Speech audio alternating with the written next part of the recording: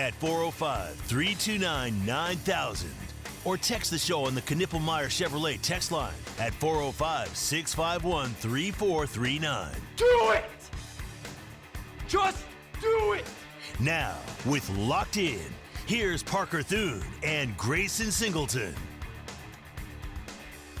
Well, it's the characters today on Locked In here on the Ref Sports Radio Network. Grayson Singleton, Tyler McComas coming back to his 2 o'clock segment. What's going on, man? How we doing? I'm doing good. Back on the KREF YouTube page, doing the 4-hour shift, back into crootin a little bit. It just feels like, you know what? It feels like normal. You know, it feels like I never even left this hour, so I'm ready to do it. YouTube chat, I got it pulled up, so let's get some comments in there. Let's get going. Yeah, let's do it. We've got a lot to get to today. Jaden O'Neal said, what? That's coming up in about 7 minutes. Plus, we'll get to Porter Moser later on in the show, as well as the Isaiah Satania comments from yesterday. Steely played some of them. There was another part of that caught my eye from an article in the Oklahoman, and it goes back to something that Parker and I talked about a month ago. So we're going to talk about all of that. Let's start with this. Again, Jaden O'Neal in about 7 minutes or so. Before we get started today, our locked-in hour, our 2 p.m. hourly sponsor is Dorsey Jones Buick GMC in El Reno, family-owned and operated for more than 20 years, and of course, half-price oil changes on Saturdays. That's tomorrow. So if you need to get your oil change in your car, get a half-price oil change from our friends at Dorsey Jones Buick GMC in El Reno tomorrow. Let's start with this. Big news on the recruiting trail for Oklahoma this weekend is that 4-star defensive tackle Deuce Gerald's from the state of Georgia. He is in Norman as we speak. He is in Norman. He is the number 2 ranked defensive tackle according to Rivals. He is in Oklahoma. Oklahoma is in his top 10. He released a top 10 a couple of days ago on April 2nd. Here are the top 10, and here are the other 9 schools that Oklahoma is fighting for Deuce Gerald's services. Clemson, Oregon, Ohio State, Michigan, Georgia Tech, LSU, Florida State, Miami, Ole Miss. Now, Miguel Chavis, Brent Venables and crew were able to land a really good defensive tackle in last year's recruiting class with Trent Wilson. They've got a lot of depth stacked up on that front line. If you can land Deuce Gerald, and let's call it what it is, it's going to be an uphill battle. He's unofficial visiting this weekend. Hopefully you get an OV scheduled without him leaving town, without having scheduled that. This could be a really, really, really good ad for Oklahoma if they're able to reel in a guy from Georgia, get a guy from that part of the country. You've had some success at linebacker from that part of the country, Lewis Carter coming over out of Tampa. So if you can continue to get guys out of that area, especially to bolster a defensive line that is good right now, but can be really good in a couple years with an experienced Deuce Gerald, with an experience at that point Trent Wilson, if you're able to keep him around. You've got a lot to build on if you're able to make a really good impression, and a really good impression you need to make in the unofficial visit this weekend, but let it not be overstated. This is a guy that is coming over from the state of Georgia, where he is the all-time leading sack leader at his school, on his own dime to visit. Tyler McComas. Yeah, no, I mean, this is one of those gets where it would be extremely loud, right? I mean, he's not the number 1 defensive tackle in the country. He's not a 5-star right now via Rivals, but I think there's a pretty decent chance by the time it's all said and done that this dude's going to be a 5-star. I think Rivals has him as a top 30 player overall right now, number 26 in the country. Yep. And if you think back to recently with this staff, well, what are some of the just kind of, you know, like, you love to get a big-time defensive tackle of any caliber, but especially when you get a big-time defensive player that isn't necessarily in your backyard or not even necessarily in a region that you frequent. Like Trent Wilson, that was a really good get and not exactly in your backyard. Jaden Jackson, I know maybe a little bit overshadowed by David Stone in terms of the recruitment, but that was still a very good get. The point is that going to getting Deuce Gerald's in the state of Georgia, where there's a ton of talent right now. You mentioned the top 10. it would be an incredible get for the staff, because here's the thing. We can go down the list with 2026 and beyond of, well, where does OU really need to kind of shore up this class? Where are the biggest needs at? Yep. And you can talk about those positions, but here's the thing. In this league, and if you want to be a national championship contender, offensive line and defensive line are always going to be position of needs in the SEC. So this guy's an interior defensive lineman. He's going to be a must-get in any class, but in this league, dude, it'd be a big deal if they could go out to the state of Georgia and get a kid like this. And, I mean, you just look at the success that Georgia's had with all the defensive tackles they're putting out into the NFL. Alabama before them, constantly, consistently putting out defensive tackles and defensive ends into the NFL. But if you look at Oklahoma's roster right now, at the interior defensive line, Trent Wilson is a freshman from Washington, D.C. You had David Stone and Jaden Jackson, both who are going to be sophomores. There is young talent. Sure there is, yeah. On this interior as much defensive young line. talent as they've had on the defensive line in a long time, by the way. In a very long time. So now what you want to do is you want to keep stacking on top of it, and by the time, if you can reel in a Deuce Gerald, which is going to be, again, it's going to be an uphill battle. This is not one that Oklahoma right now we're saying is in a really, really good spot.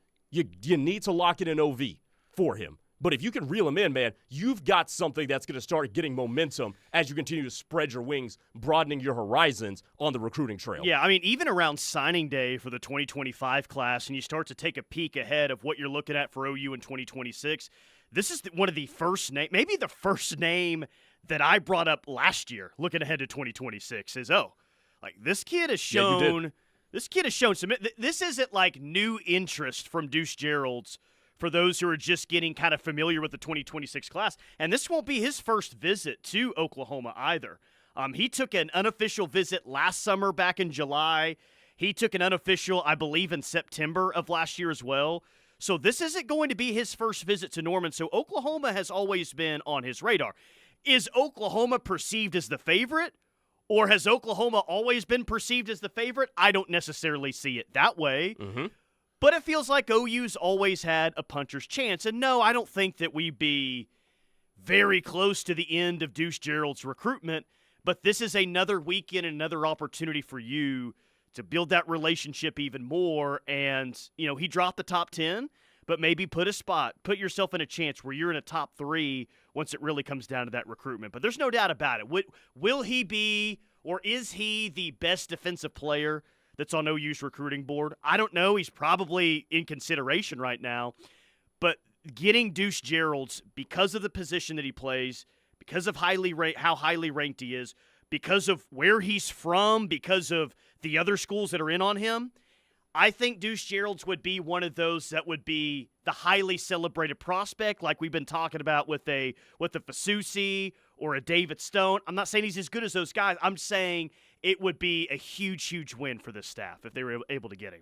Well, he may not be as good as those guys, but he's pretty damn good anyway. Yeah, no, he's no doubt, man. He's a hell of a player. Now, there's also another defensive lineman. This is a defensive end that Oklahoma is in a really good spot with, and that's Kevin Ford Jr., the 4-star edge out of Duncanville. That's going to come down to a battle between Oklahoma and A&M, and Oklahoma is in a really good spot for him. So a lot of good things going on the defensive line in terms of the 2026 recruiting class. And look, if Deuce Gerald can be an add to that, got to get him locked in for an OV, like I've said a couple times now.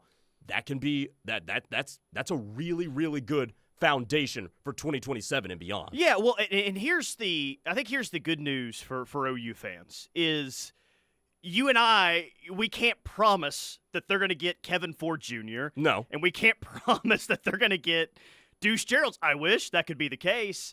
But here's really kind of the main point. From the moment that Todd Bates accepted the job at Oklahoma as D-line coach to today, you mentioned the young talent that they have, and no, they haven't had a first-round draft pick on the defensive line just yet, but they're closer to that now than they've ever been so far throughout this staff's tenure. So Oklahoma is in the best position I think that they've been to land a guy like Deuce Gerald from the state of Georgia. Why is that? Well, because you went out and got David Stone, right? There's kind of proof that hey, we can go out and get the 5 stars. And I know that he had the Oklahoma connection, but we also got Jaden Jackson. And Jaden Jackson, by the way, was maybe the best true freshman defensive lineman in college football last year, certainly in that group. So with Oklahoma's defensive line, what you're starting to see is they're getting some of those big fish that are out there. Trent Wilson last cycle. But you're also starting to see those guys produce as well. So you're in a position that I don't think that you were in 3-4 years ago to – yeah, there's this big-time kid in the Southeast, in the state of Georgia, but you're in the best position you've been in a long time to go in and get a kid like that. You mentioned building relationships, and that's a good pivot to Jaden O'Neal, who has been the bane of Oklahoma recruiting for the last month or so. So Jaden O'Neal, Parker and I mentioned this yesterday, touchdown in Tallahassee. We now have some quotes from him about his visit to Florida State. By the way, he is going next to Auburn, and I believe that visit is tomorrow. By the way, Auburn really, really pushing. That visit is tomorrow. You're correct on yes, that. Yes, that Auburn is pushing incredibly to flip Jaden O'Neal. Keep an eye on Auburn. But Nick Carlisle from the Osceola, which is basically Florida State's version of OU Insider, he got to catch up with Jaden O'Neal yesterday, and here's what Jaden O'Neal had to say in terms of relationships, which turns out is a really big factor for him and his family. He said, quote, "Just the relationship factor, making sure my commitment with the team is good. I feel like I have a better relationship with another school that may flip me. Keep that in mind. But if the relationship is still strong with OU, I might just end up staying there. It's a big relationship thing and contact thing for me." Now, earlier, he had told OU Insider, as I try to find this quote, basically, I'm going to paraphrase this one. But basically, he said about Oklahoma, here it is, quote, "I feel like the communication just needs to be a little bit more. But as far as just me being closer to OU, I feel like the access is a lot better." I think we all know what's going to are we not starting to see what's going to happen here? He ain't coming here. I don't think he is either. He ain't coming here. Based off of that. Now, I don't know if he ends up at Florida State, Tyler McComas, but he ain't coming here. Well, based off of this. Okay, and I would agree with that, and just hearing the comments, and really just you don't even need to read and hear the comments. If you're just even a casual observer right. of OU football recruiting, you've been able to kind of see the way that this feels like it's headed. Now, here's really the question. Here's how this can still be a thing, and OU could end up with Jaden O'Neal in this class. I think it's a very simple question. Will OU continue to pursue Bo Bentley? That seems pretty obvious right now that it's a yes. If OU continues to pursue Bo Bentley, which I think that they will, I'm guessing that you think that they will as well, then I mean, I can't sit here and necessarily fault Jaden O'Neal. Like, he's going to have a place to pivot as OU continues to pursue Bo Bentley, who got offered. I mean, he was the second offer. He wasn't the first offer here. We know the timeline. I'd be, and look, crazy things happen in recruiting all the time.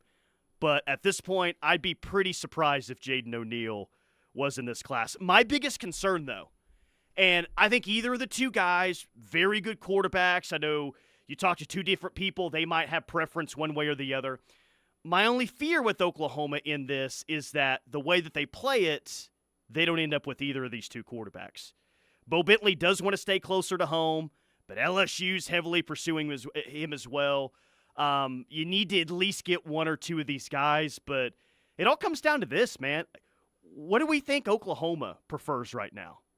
Oh, that's an easy answer. It feels like it's Bo Bentley, yeah, doesn't it? There is no think on that one. So, I mean, he's got to know that as well, Jaden O'Neal. I'd just be surprised if he's in this class. And we've talked about this ad nauseum, Parker and I, without Jaden O'Neal's quotes. But when you say I'm a big relationship guy, right? And he said, yeah, the relationship's kind of not there. The points of contact have kind of been a little bit iffy. And you combine that with the fact that they have rolled out the red carpet for this other dude who's in your same class. I mean, it seems like Oklahoma's in an irreconcilable place with Jaden O'Neal unless something turns. If Bo Bentley goes and commits to LSU, let's put this hypothetical out there, Tyler. Yeah. Bo Bentley goes out there and commits to LSU within a matter of, let's just say, 2 or 3 weeks. Is the relationship with Jaden O'Neal in a place where you can say, hey, Jaden, we still want you. We do still really want you. And, yeah, we didn't get Bo, but we do want you in this class. My answer based on what Jaden O'Neal said in those quotes that I just read is no. Well, and here's the thing that we have to remember, too. You just read quotes from that quarterback, right?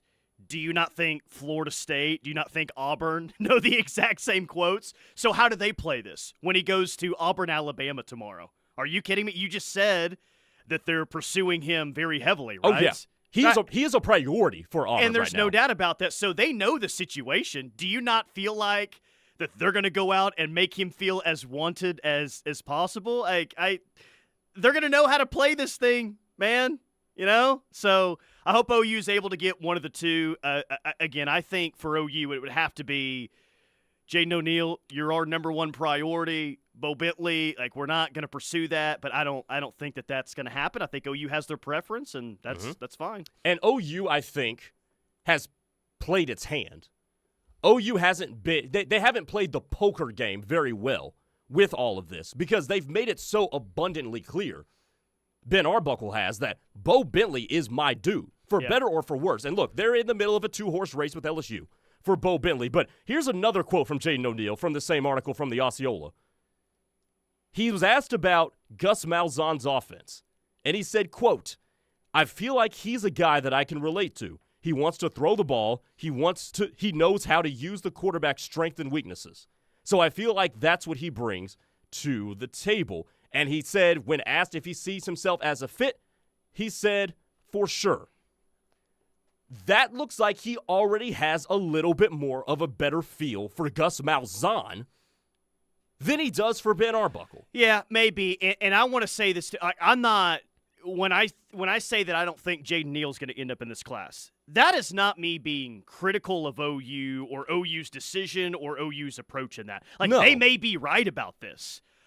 Again, you might if you polled, 100 OU fans who were really, look at both quarterbacks and know what they're seeing, maybe it would be really split. So I'm not being critical. I think that they've kind of made their decision on the way that they really want to go about this thing, and it may end up being 100% right. It's just I definitely think we're headed towards Jaden O'Neal either committing to Florida State or committing to Auburn.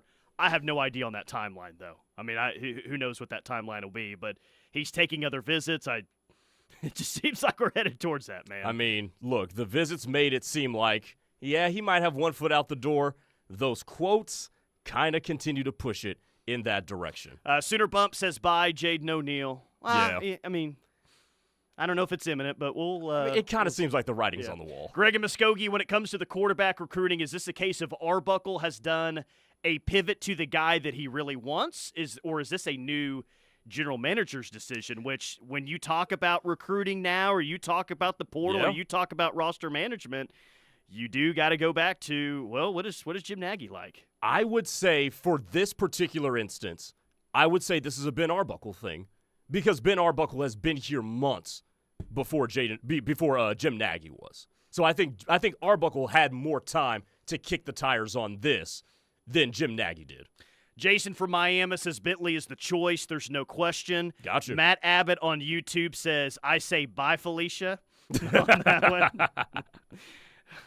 Very nice. Tanner says, if we talk college basketball portal, no, but there is news on that. We'll get to that in the back end of the show. Gunny on YouTube, Machine Gun and G Sizzle going to learn you something today, boys and girls. Maybe. We'll see.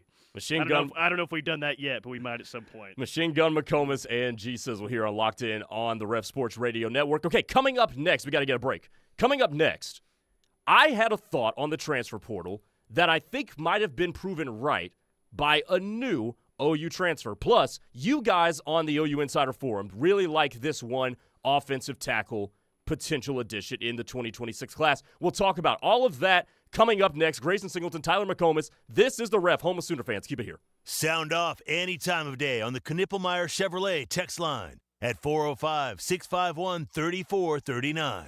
Knippelmeyer Chevrolet in Blanchard, USA. Hi, folks. This is Larry Knippelmeyer here at Knippelmeyer Chevrolet in Blanchard, USA.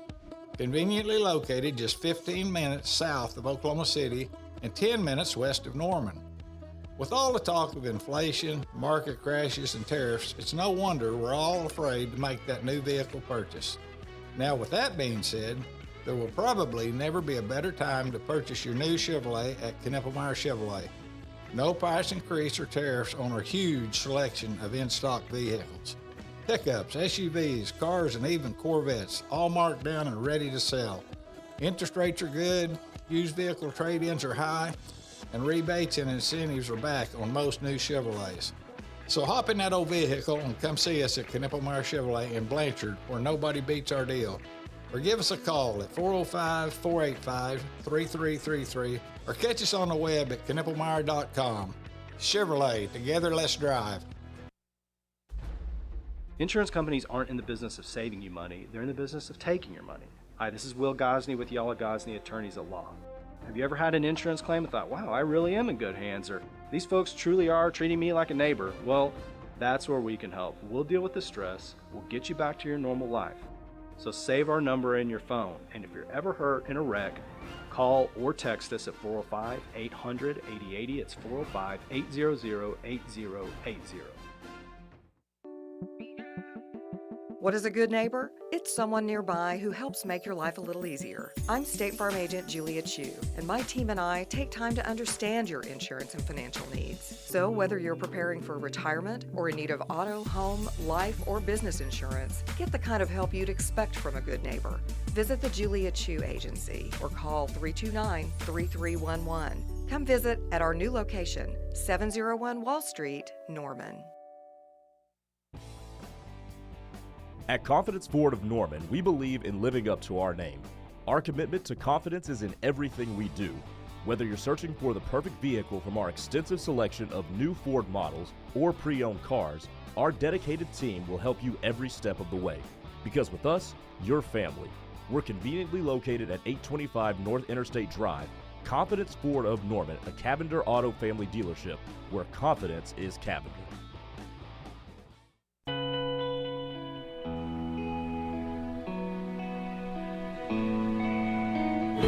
The world is full of anchors, meant to keep you in place.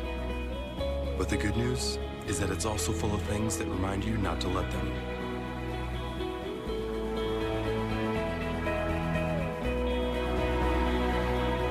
So every time you raise a Pacifico, let it be a reminder to live life anchors up. OEC Fiber brings you the power of fiber optic technology right to your doorstep. Experience seamless streaming, lag-free gaming, and smooth video calls with OEC Fiber. But that's not all. With OEC Fiber, you get top-notch member and subscriber service and competitive pricing. Visit our website at www.oecfiber.com or call 405-217-6868 to sign up today.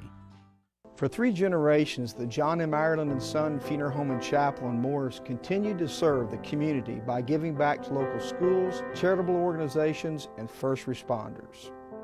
We provide pre-planning for funerals and cremation services at the most reasonable prices. We are proud to be a family-owned and operated funeral home. Award-winning funeral home year after year, our family believes in serving the people of our community. I'm John Ireland. And I'm Solon Daniels. You've got our word on it.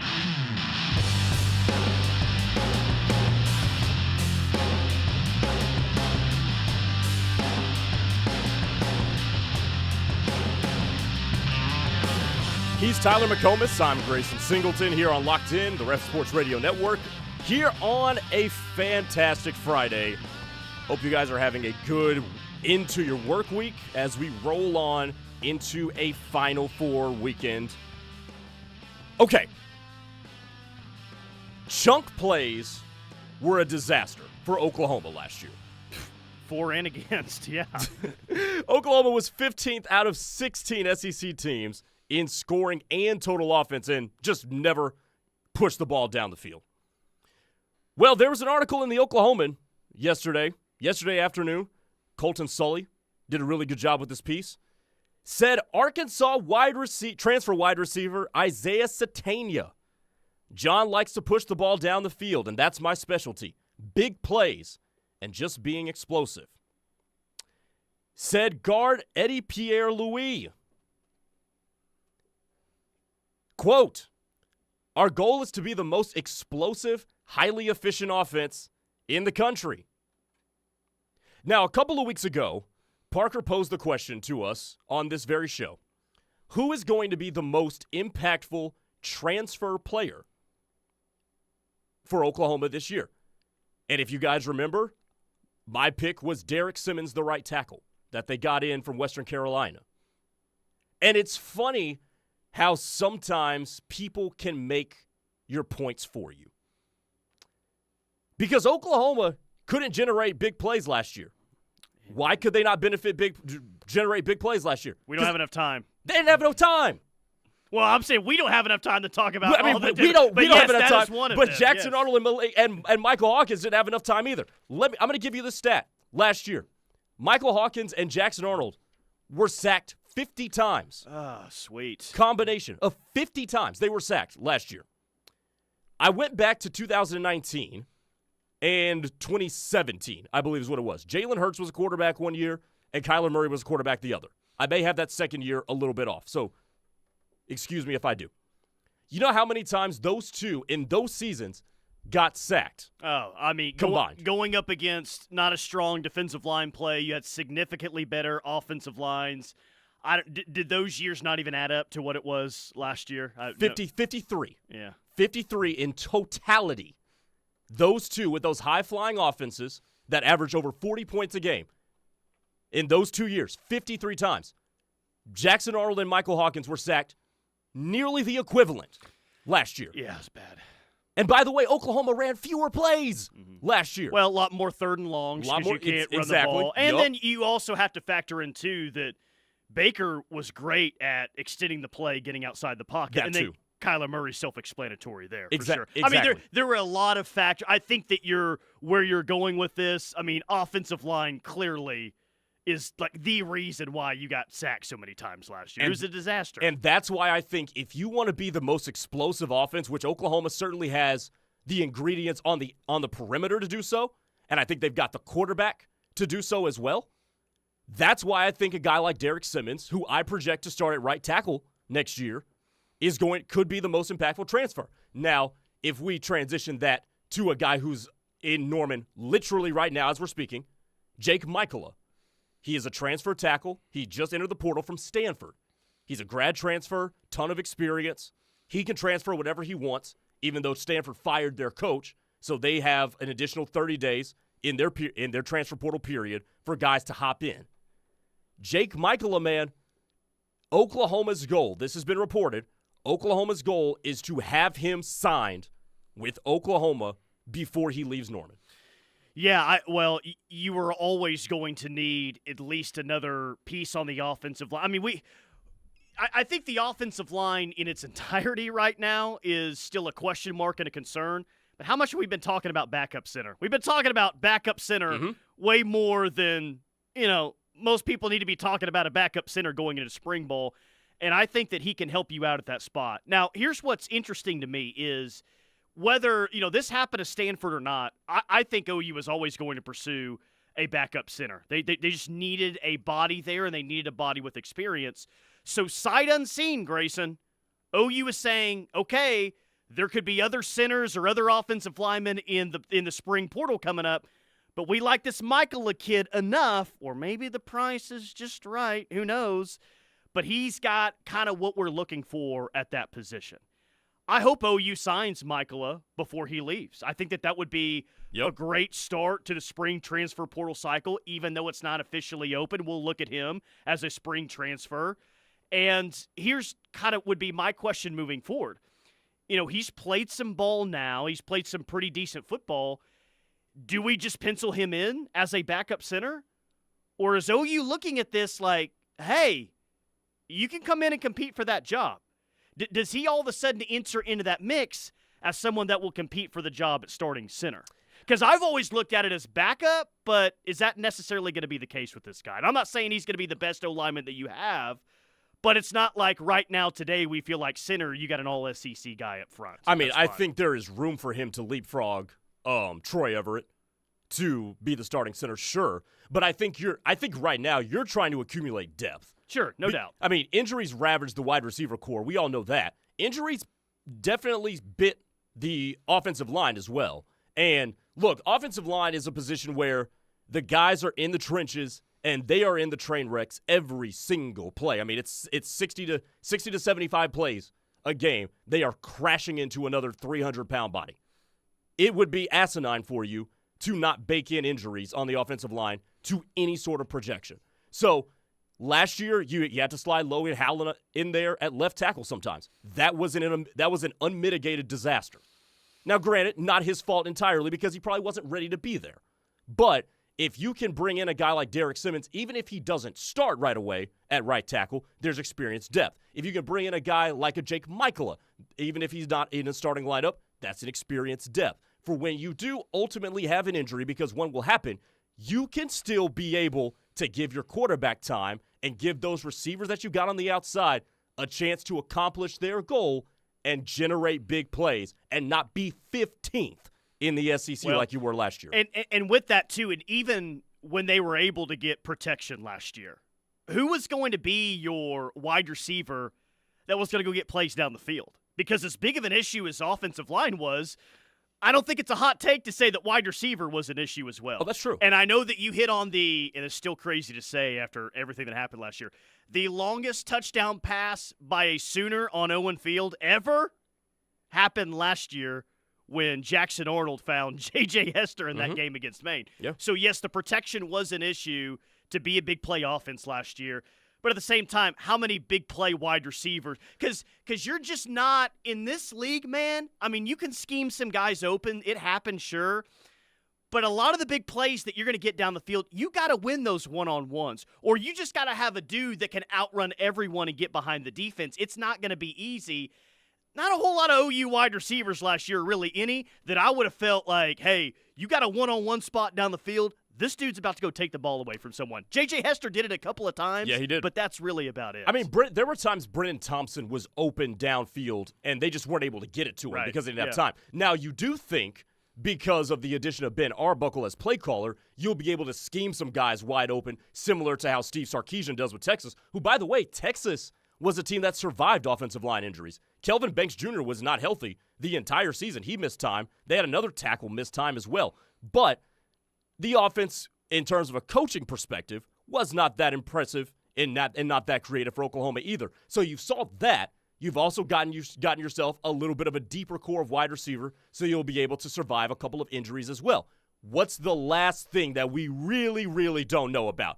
It is those 5 guys up front and whether or not you'll be able to have the time to generate those plays down the field. Tanner on YouTube says, fellas, we do not need to be the best. If we can be average, we're going to win some ball games. It's the same conversation as last year. You know, you think defensively you got a chance to be pretty good once again. My expectations are higher for OU's offense than just average. You go out and spend as much money as you did on quarterback, I expect them to be better than average, but I see what Tanner's overall point is what we were saying last year. They don't need to be elite. They don't need to be top 10 in college football offensively. Just don't turn the friggin' ball over. Don't get sacked. And hey, Grayson, when the defense gives you the ball on the plus side of the field with a lot of momentum, cash in with the touchdown and don't give the ball right back, man. I mean, there's that too. And look, Oklahoma was offensively, situationally atrocious last year. That cannot be overstated.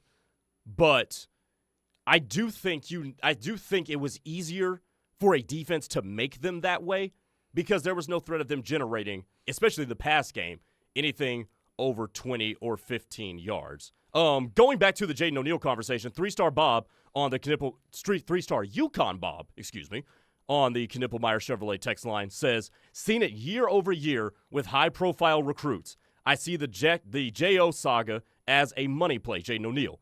To me, his latest comments show me that. Telling everyone it's about somewhat being committed to OU, but does that not reek of a money play? No, not really. I don't feel that. I think it's OU offers Bo Bentley, and that was a surprise offer at the time. It was. They offered Bo Bentley. Yep. Now, they also had a new offensive coordinator, and some changes were happening on the offensive side. I think it's – and I don't blame the kid. I know OU's policy. I don't know if it's so much as a money grab. I think it's more of well, they've shown interest in this other quarterback. They may like him better than they like me. He might be their preference. I can't just be, stuck looking around if Bo Bentley commits and I don't want to be a part of a 2-quarterback class. Especially when the other quarterback is just as much of a blue chipper as you are. And by the way, both of them are going to be sitting behind your current starting quarterback and a guy who was another blue chipper a couple of recruiting classes ahead of you. Jesse G says, this is Knippelmeyer Chevrolet text line. It sounds like Arbuckle prefers Bo Bentley in his offense, but what are the odds that Arbuckle is still here in 3 to 4 years when we are still leaning on these guys? Well, I mean, you never know. I mean, he may not be here a year from now. Exactly. The offense could go that well, but I don't think that you can play it out that way. You got to play it as, well, I may be here in 3 to 4 years. We'll see. And I want the quarterback that best fits my system. Sure. I mean, that's no doubts. I mean, and that's the natural circle of life when it comes to hiring new coordinators and coaches, is sometimes they find the guys that they prefer and they will play their hand in that way. Going back to that comment about the offense needs to be just average and you'll win games, I don't know that for sure. Sure, that was the case last year, but do I expect the defense to still be good? Yes. But I do think we're underestimating the losses of guys like Danny Stutzman and Billy Bowman. And that's not an easy turnaround. It's not. When you lose guys who were so good at the game of football upstairs. And that's one of those. I still think the defense is going to be fine. I don't think it's going to have like some precipitous drop-off. But I do think that's something that it's going to have to be a wait and see for me is, what is it going to look like without those two, not just as players, but their minds as well? Yeah, okay, so leadership, I mean, Danny Stutzman was the heart and soul of that defense. Exactly. He was the heart and soul of that football team last year. That's going to be something to replace. Now, overall talent level at linebacker, am I concerned about that? No, not really. No, I mean, you're hearing about Sammy O right now. I mean, he's playing some big-time football. You got Kobe McKenzie, of course. You got Kip Lewis. He had a great year last year. I think talent-wise, the linebackers will be really good next year. I think defensive line, they're going to be better than what they were a year ago. At least those are my expectations. This could be the best defensive line OU's had in a very long time, maybe since Gerald McCoy was out there running around. So I do think that there's some spots where the defense could be even better than it was last year. But if you want to say, yeah, I think that they'll be good, but as good or better, let me see like how they replace Danny Stutzman when it comes to that. Like I don't have a huge issue with that because he was their dude last year on defense for sure. And who takes over that role this year? Do they have that guy? And by the way, just to further illustrate my point, in the Navy game, in the bowl game, you gave up a 95-yard run where linebackers were missing reads, and guess who wasn't in there playing in that game? Dan himself, Dan Stutzman. Yes, sir. Wasn't in there? Yeah. Let's get that CJ Sooner in Florida text before we get out of here. CJ Sooner says, stop trying to blame Jaden O'Neal. He would be silly not to try and put himself in the best situation when OU obviously prefers Bo Bentley. I love OU, but get real, folks. And I think we're past the time of blaming. And I say we. I think I include myself and all of our listeners. I think we're past blaming Jaden O'Neal. But if those quotes that we read in the first segment lead you to believe that this is a money play, I don't know what you heard in that, because none of that sounds like money. That sounds about relationships and communication. And if OU has decided that they really, really want Bo Bentley to the point where they've made Jaden O'Neal feel like, hey, the relationship just isn't there. Yeah, no, like he's out of here, man. He's out of here, and it's more than just money. All right, one more segment to go here on this hour of Locked In before we turn it over to Tyler and Ted for the Rush. Coming up next, Porter Moser is the betting favorite to land the Texas A&M job, and he spoke about it on the Zach Gelb Show. We'll talk about that to round out this hour of Locked In here on the Ref. Home of Sooner fans, don't go anywhere. Sound off any time of day on the Knippelmeyer Chevrolet text line at 405-651-3439. Knippelmeyer Chevrolet in Blanchard, USA. Make it rain this April at Riverwind Casino. With big wins and even bigger jackpots. Enjoy the sweet smell of money in the non-smoking oasis. Get hyped on nearly 3,000 of your favorite electronic games. Be Become a legend in the high-stakes lounge. And get rewarded like the VIP you are when you use your wild card. Hit nothing but net with the $80,000 Spring Spins and Wins giveaway. So thunder up and win like a champion, only at Riverwind. For the professional, it's not enough to just possess knowledge. That's why at GMC, we seek to refine it, to wield its power, to redefine its boundaries, while pushing the limits. And we put this knowledge to the test in every GMC Sierra by engineering each one to outperform your expectations.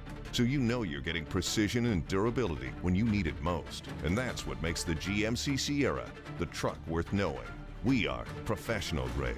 See your Oklahoma GMC dealers.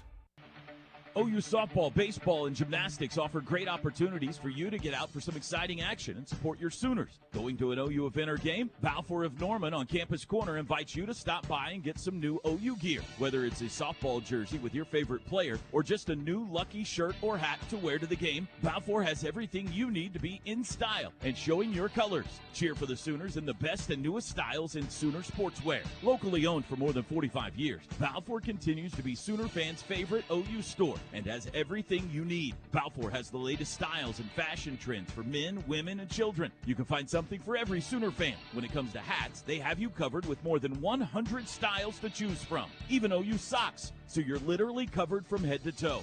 Graduation is right around the corner. They have OU diploma frames in stock.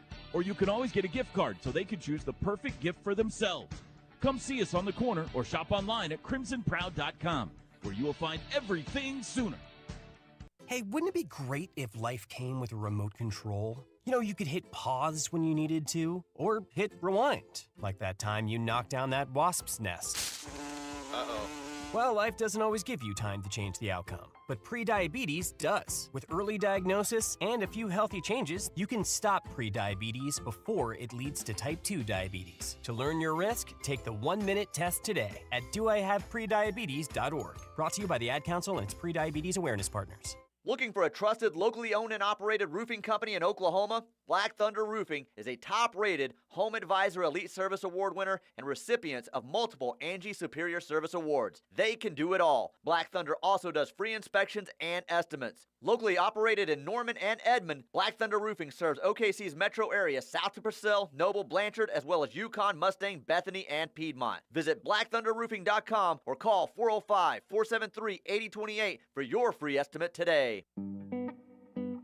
Hey y'all, I'm Kelly Clarkson. Every American dreams of creating a better life for his or her family, but in some communities, those dreams face difficult challenges. When we come together to help those in need get the same opportunities as everyone else, we truly are making our country a better place to live for all of us. So look for volunteer opportunities in your community to help others achieve the American dream, all right? This message is courtesy of the United States Air Force. If you love them enough to listen to them practice the same song on tuba, please be done. Over and over and over and over and over, then surely you'll check NHTSA.gov/the right seat to make sure they're correctly buckled in the back seat. Sounds good, honey. Check today at NHTSA.gov/the right seat. Brought to you by the National Highway Traffic Safety Administration and the Ad Council.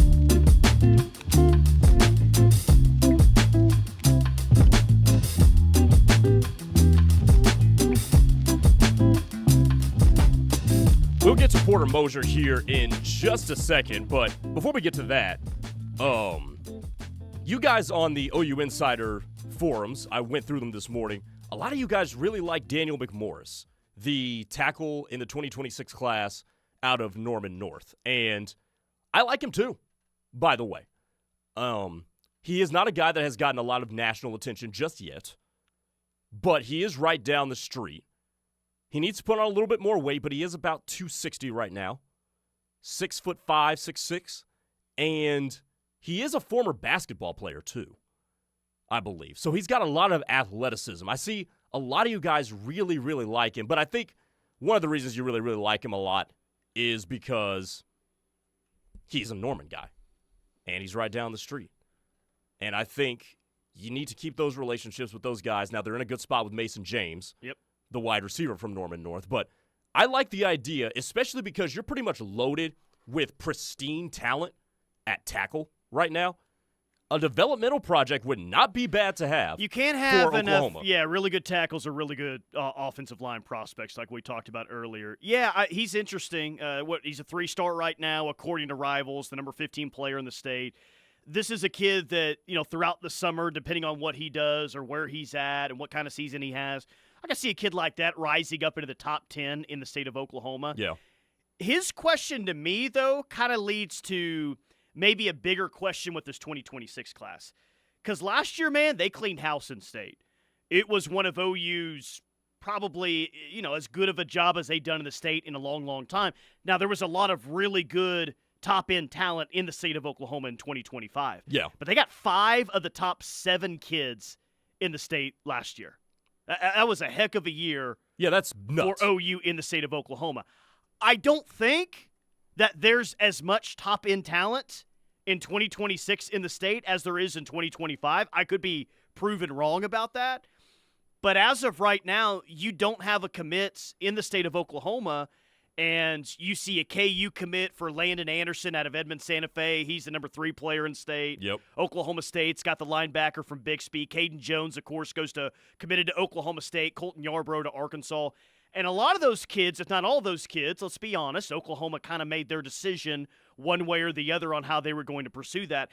It would seem to me that Oklahoma's not going to get as many commits in state as what they did last year. Certainly not 5 of the top 7. Probably not, but let's go through it. The number 1 player, according to Rivals, is Taj Overton, the DT from Owasso. That's a good look for Oklahoma. I think you can probably project him to be in Oklahoma's class. Mason James from Norman North, just mentioned him. You need to get those two. Let's be need honest. to get You those need to get two. those two. But if you don't end up with Mason, look, if you don't end up with Taj Overton, okay, cool. I'm not going to go AWOL about that.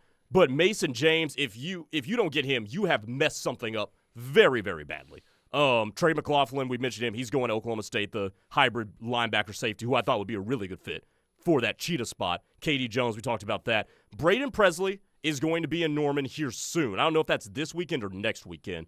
Dejon Ackerson, the linebacker from Putnam City, really good player. He's the number 8 player. Oklahoma State's in the mix with that as well, so you need to get him. So, Cord Nolan already off the board, going to Texas Tech, the linebacker from Bixby. So, yeah, you need to get some of these guys for sure. You're not going to get 5 of the top 7. No. That's off the board. You may not want 5 of the top. I mean, that goes to the point. You may not want 5 of the top 7 this year. Right? And that's based on class. Sometimes you feel like the guys that are on your board that you wanted, some of them are in the 13 to 18 range. And if you get those, that's pretty successful. Yeah, but I'll go back to I do think they need to get Taj Overton, and I do think that they need to get Mason James. And not even just because they're the number 1 and number 2 players in the state. Yeah. But Mason James, man, like the times that he's been at Oklahoma, he's just a really good wide receiver prospect. He's good, man. That's in your backyard. Like you got to get Mason James. There's no other way to say it. And no, Taj Overton isn't right down the street, but what he is a very good defensive tackle prospect in state. And Oklahoma produces some very good players on a year-in, year-out basis. They've produced a lot of really good tight ends recently, right?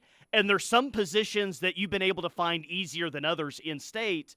I know David Stone had the in-state tie to the state of Oklahoma. The point is that it doesn't feel like you get very many prospects in the state of Oklahoma who are 4 or 5 stars at the defensive tackle position. A position that you can't have enough dudes at, and you really got to stock that position up.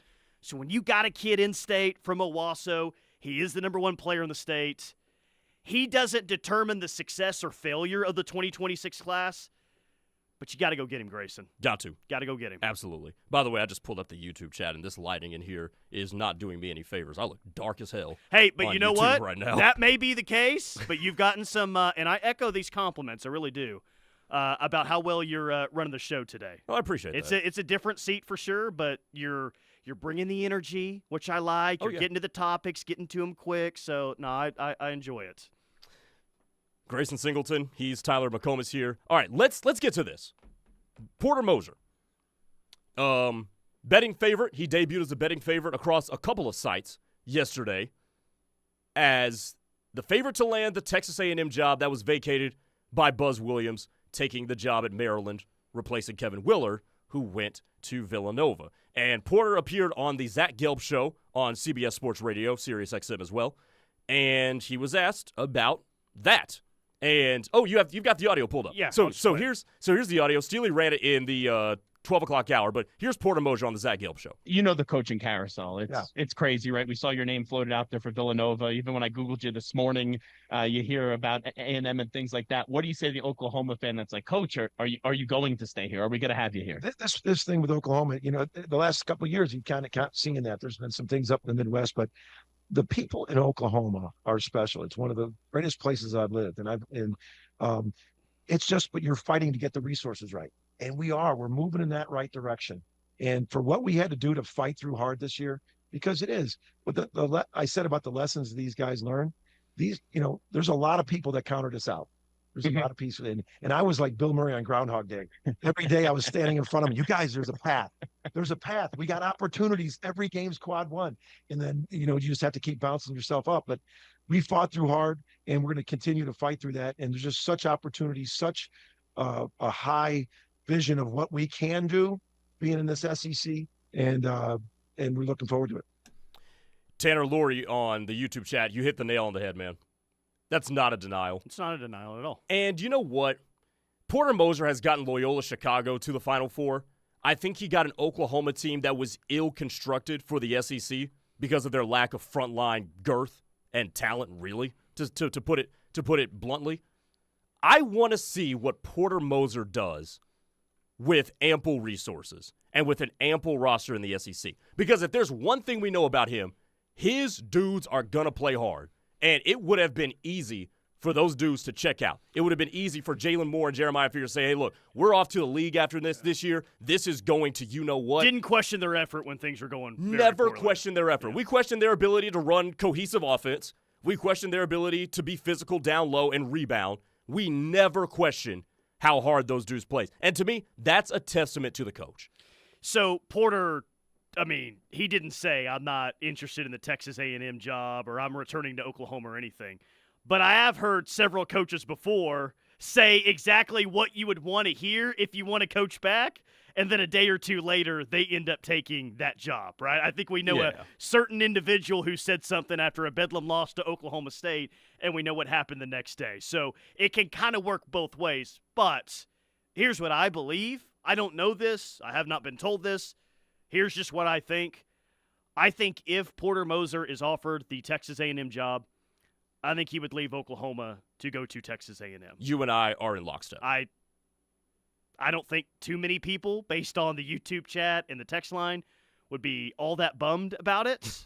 So feel how you want to feel, but yeah, I think he'd go to A&M if he was offered, and he had the opportunity there for whatever it means to say, no, I'm excited for the future about Oklahoma. Here's what we need, and he said what he said, and I think that's telling. I think if he gets an offer elsewhere, there's a very good chance that he would leave Norman for it.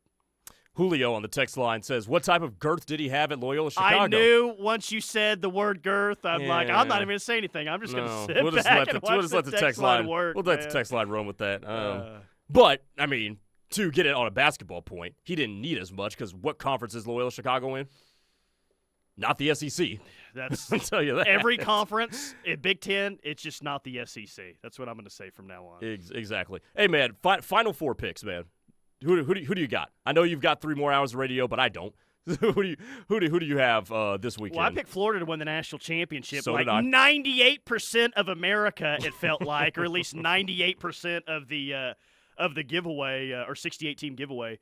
So I guess I got to pick Florida to beat Auburn. I say that as if I hate that pick. All 4 teams are really good. I don't often feel that all 4 teams in the Final Four can win the national championship. Some have a better chance at others, right? But would we be shocked if any of these 4 won the national championship? No. I guess I wouldn't be. No. I hope Kelvin wins the national championships. That's what I hope happens. But I think it's going to be Florida and Duke in the championship game. I was a big Duke doubter heading into this thing. And a big reason why I was such a doubter on Duke is, well, one, I'm a hater on Duke, and I can sit here and admit that. But 2, it felt like I'd watched close games with them, and Cooper Flagg would just fall down in the paint, instead of going up and getting a bucket to win, he'd fall down. But that was back in November. That was back in November. They haven't really played any close games in the tournament, have they? So they haven't really ran into that issue. Not really, man. No. Josh from Norman, or excuse me, whoever said that, I'm sorry. Somebody, a text from the 409. If he goes to A&M, who do you pursue to coach OU? I think your first call is to Kellen Sampson. Would he take it? Head coach and waiting in Houston. I don't know. We'll see. That's the topic for another day. That's not what – yeah, I mean, you just said first call, though, so. First call is to Kellen Sampson for sure. All right, Tyler's got 3 more hours as the Rush comes up next. Tyler McComas and Teddy Lehman. I'm Grayson Singleton here on Locked In. We'll talk to you on Monday.